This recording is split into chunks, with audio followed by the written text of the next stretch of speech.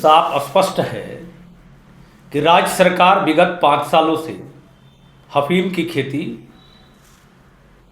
करवा रही है और अफीम की खेती जब उसमें चीरा लग करके उसमें गोंद निकल जा रहा है, उसके बाद पुलिस एक प्रायोजित तरीके से उसे नष्ट कर रही है, रौंदवा रही है।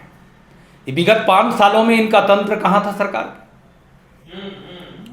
इनका खुफिया तंत्र कहाँ छुपा हुआ था? एक बहुत बड़ा सवाल खड़ा होता है इसमें। ये प्रायोजित कहिए को सरकार द्वारा संपोषित, संरक्षित ये अफीम की खेती करवाई गई और नीचे से ऊपर तक पुलिस ने प्रति डिसमिल के हिसाब से पैसा उगाही की। सरकार ने उसके लिए एजेंट तैयार किए, इवन मुख्यमंत्री तक इनका पैसा गया, उगाही का पैसा। ये स्थिति रही झारखंड की। ये उड़ता पंजाब बनाना चाहते हैं हेमंत सोरेन जी झारखंड को। जिस तरीके से युवाओं के भविष्य को इस सरकार ने बर्बाद करने का काम किया है, आप देखेंगे राजधानी से सटे इलाकों में साथ साथ जहां जहां जिला और अन्य प्रदेशों से सटा हुआ इलाका है, वहां सबसे ज्यादा अफीम की खेती हुई है। इससे क्या होगा?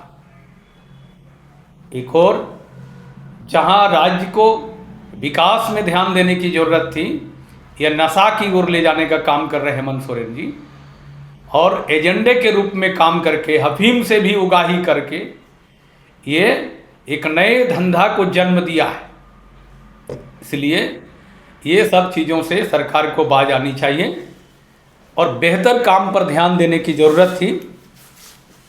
नहीं, अभी जो अभियान चल रहा है ये क्या लग रहा है आपको? फर्जी तरीके से चल रहा है? फर्जी नहीं भाई, फर्जी नहीं, प्लानिंग है, प्रायोजित है ये। फर्जी क्या? पुलिस ने करवाई है, सरकार संरक्षित है, ये संपोषित है। बुंडू में होना, रांची से सटे पाट क्षेत्र खूंटी में होना, सोनाहातू में होना, तमाड़ में होना, बाकी लाखों हेक्टेयर भूमि पे अफीम की खेती हुई है झारखंड में। सीमावर्ती क्षेत्रों में, चाहे प्रादेशिक सीमावर्ती क्षेत्र हो या जिला के सीमावर्ती क्षेत्रों में सबसे ज़्यादा अफीम की खेती हुई है। वो सरकार के संज्ञान में है ही। सरकार इसे प्रायोजित तरीके से करा रही है, मैं बार बार कह रहा हूँ ये। और नीचे से ऊपर तक इसके उगाही के पैसे जाते हैं।